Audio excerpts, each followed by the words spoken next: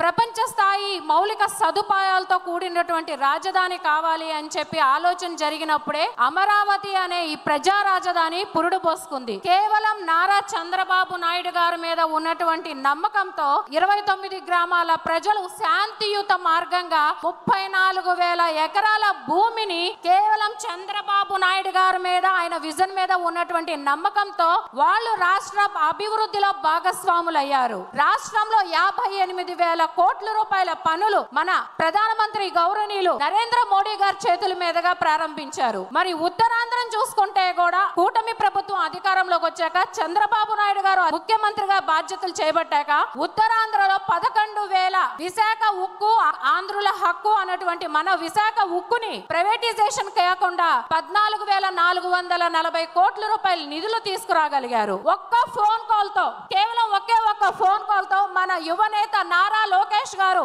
అనకాపల్లిలో 1,40,000 కోట్ల రూపాయలు ఆదిత్య మిథిల్ స్టీల్ ప్లాంట్ ని ప్రారంభించారు. ఇలా ప్రతి ఒక్క చోట ఇదే రాయలసీమని చంద్రబాబు నాయుడు గారు అనంతపురం జిల్లాని ఆటోమొబైల్ హబ్ గా, చిత్తూరుని ఎలక్ట్రానిక్స్ హబ్ గా, కర్నూలుని సోలార్ గ్రీన్ ఎనర్జీ హబ్ గా తీర్చిదిద్దుతారు. ఖచ్చితంగా మళ్ళీ ఆంధ్రప్రదేశ్ చంద్రబాబు నాయుడు గారి నాయకత్వంలో ఈజీ ఆఫ్ డూయింగ్ బిజినెస్ నుంచి స్పీడ్ ఆఫ్ డూయింగ్ బిజినెస్ గా అడుగులు వేస్తుంది. చంద్రబాబు నాయుడు గారు అధికారం చేపట్టిన అతి కొద్ది కాలంలోనే రాష్ట్ర జీడిపి రేటు అభివృద్ధి పరంగా పరుగులు తీస్తూ ఉంది. ఎంతమంది సైకోలు అడ్డుపడినా ఆంధ్రుల ప్రజా రాజధాని అమరావతి నిర్మించటంలో ఆపటంలో ఎవరి వల్ల కాదు. ఎందుకంటే ఇది ఆంధ్ర ప్రజల కోసం నారా చంద్రబాబు నాయుడు గారు తీసుకున్నటువంటి సంకల్పం. ఆనాడు దేవతల రాజధాని నిర్మించింది ఆ దేవేంద్రుడు అయితే, ఈ ఆంధ్రుల 5 కోట్ల ఆంధ్రుల